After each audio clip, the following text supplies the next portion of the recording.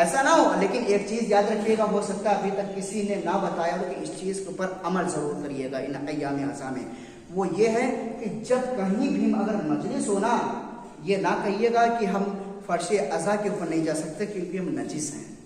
خدا کے واسطے میں ہاتھ جوڑتا ہوں، ایسا مت کرنا.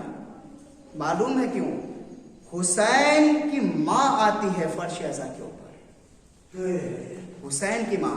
اور جب ہم لوگ کہتے ہیں نا ہم لوگ نجس ہیں، فرش اعضا کے اوپر نہیں بیٹھیں گے، ہم وہاں کے اوپر بیٹھ جائیں گے جہاں پہ جوتے اتارے ہیں. یہی تو ہوتا ہے، یہی ہوتا ہے نا. معلوم ہے وہاں کے اوپر کون بیٹھتا ہے؟ معلوم ہے کون؟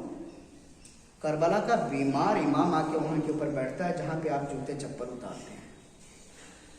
ہم اسی نجاست کی حالت میں ہم یہ کہہ کے دور بیٹھے ہوئے ہیں کہ کیا نام ہم نجی سے نہیں جا سکتے. وہاں پہ کربلا کا بیمار امام بیٹھا ہوا ہے جس کے اوپر اتنے ظلم و ستم کیے گئے، وہ بیٹھا ہوا ہے.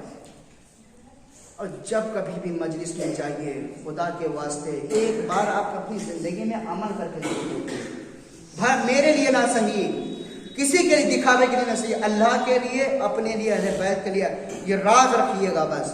وہ کیا کہ جب کہیں بھی مجلس میں جائیے باوضو ہو کے جائیے. باوضو ہو کے. کیوں باوضو ہو کے جائیے؟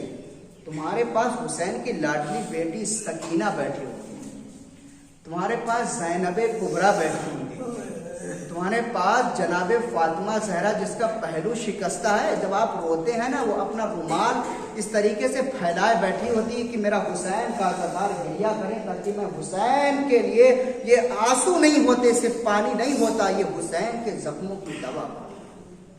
تو پھر ہمارے آنسو بنا وضو کے نہ ہو، باوضو ہونا چاہیے.